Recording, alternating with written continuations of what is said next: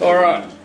Now do you know about the The next part of this recursion and financial modelling is we now move on to the loans and annuities, which is where the application of these sequences, geometric and that come from. And so first up what we're looking at is combining the two. So we're combining geometric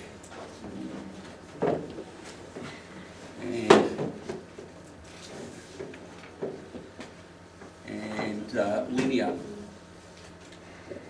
growth and decay. So G and D, growth and decay. Because the reality is, so in reality, we have both. So we have interest,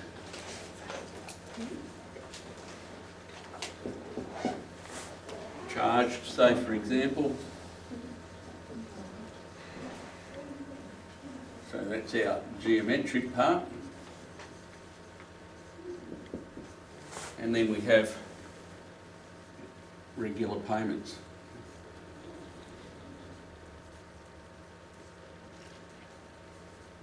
And so that's our linear part.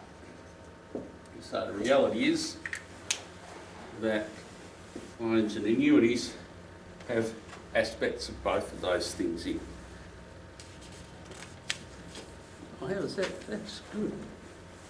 I've got 1, 2, 3, 4, 5, 6 lines there down into 2. How good's that? Oh, yeah. So the recurrence relation then is of this form.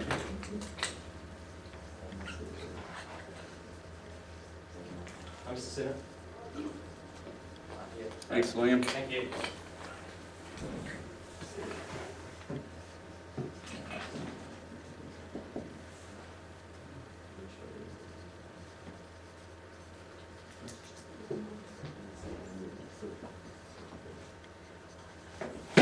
Alright, so the following form. So we've got V0, that's our starting value.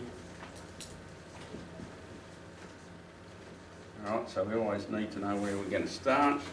And so the starting value for terms of loans will be how much you borrow. Investments, how much you invest. And then each term would be related to the one before by the geometric part, which will be to do with the interest, and then the linear part, which will have to do with payments. So the plus and minus depends on whether it's a loan or an investment. Alright, so if it's a loan, it's minus D, because you're reducing the balance when you pay back. If it's an investment, and then you add a bit more in your investment, then you're increasing the balance, so it's plus for that. But we'll get more onto that. Alright, so a couple of examples, and then that's it.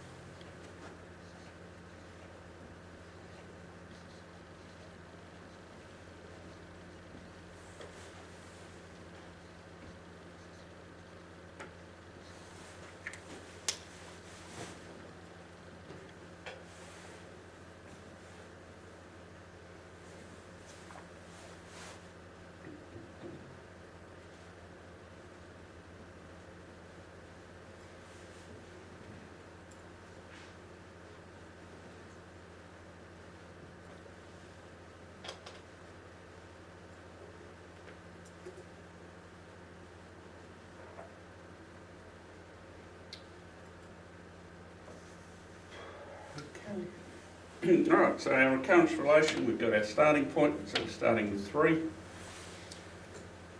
And then this tells us how we get the next term from the one before. So with this, you'll notice often we're using V for the value of, and here we've got the time 0, so this is at the start.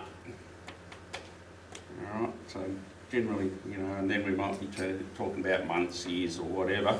So at the start, whether we've borrowed or invested, this is how much we've borrowed or invested, and then after that, this is how we know what's going on. Alright, so if V0 equals 3, then V1, the next one, according to this here, would be 4 lots of V0, this one, and then we take 1 from it. So V0 we're told is 3, so it's 4 lots of 3 take 1, which I think should be 12 take 1, which should be 11. And so on with the next one. So V2 would be 4 lots of V1, which is 11, and then take 1, so 44 take 1, should be 43, and then the third one would be 4 lots of what we've just found out, take 1, 171.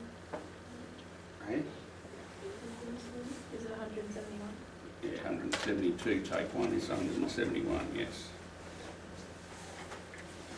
Alright, so that's not too bad if you have only got a few to do, but if you've got a lot to do, we don't want to have to do it like that. So I'll just remind you about the calculator.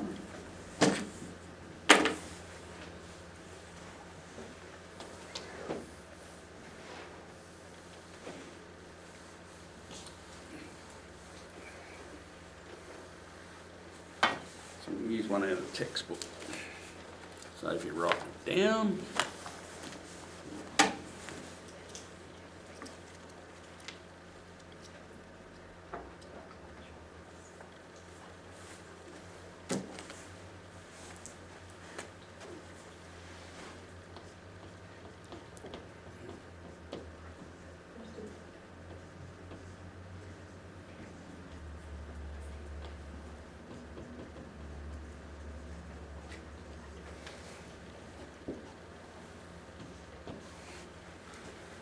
alright, so from the textbook, I'm going to look at the textbook here.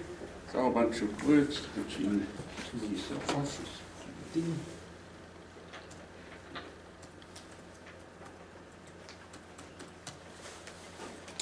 Alright, so what's it say? It says the number of trout in a fish farm pond after n months, Tn, can be modelled using the recurrence relationship. Alright, so T0. T, I guess, for trout. So originally it's 10,000 of them in there. Then, in the next month,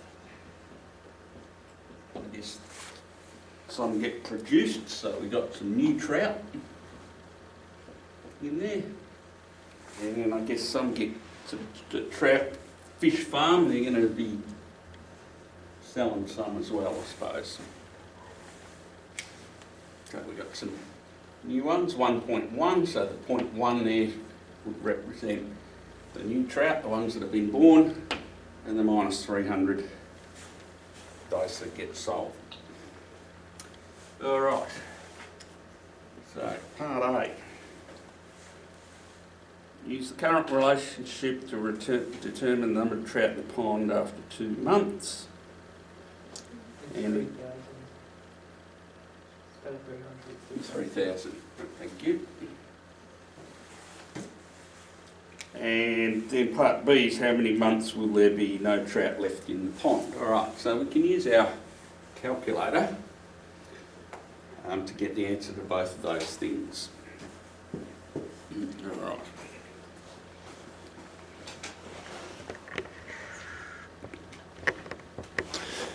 Righto, so let's go to the calculator. Remind you. So don't forget you've got your calculator in both your exams. So we are on the second page in our sequences. And we're using the recursive. So recursive is when we've got the next term from the term before, which is what we've got here. So let's clear all of that.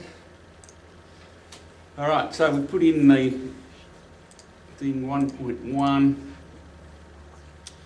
times, then we need the term before. So if this is n plus 1, go the term before from this menu. And seeing as I'm using A, so all the A's, B's and C's, they're just different sequences if you want to have different sequences. So they're using A, B's and C's to name them. Alright, so we need to choose the AN. And then we've got to take 3,000 out.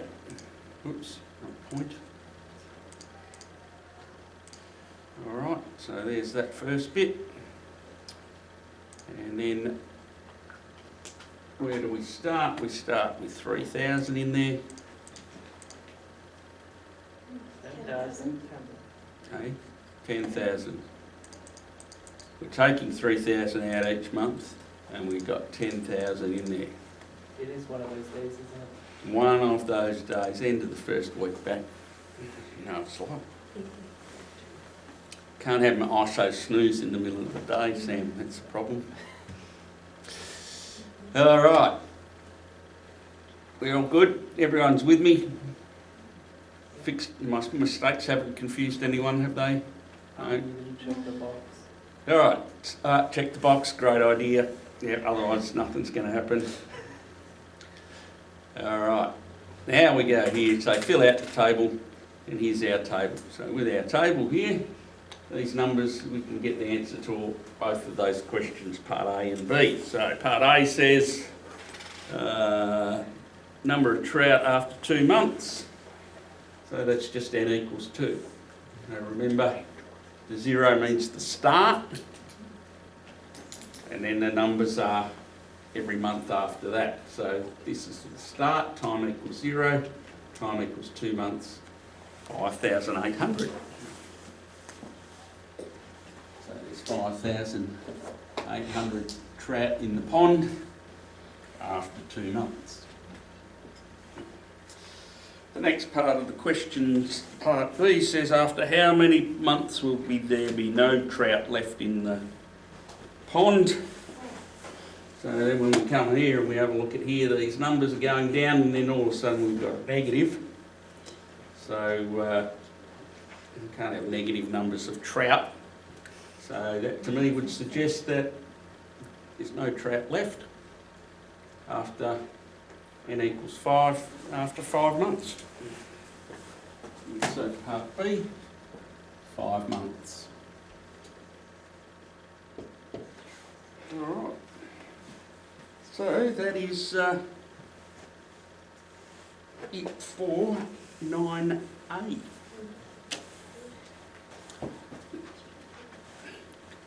Don't forget, like and subscribe.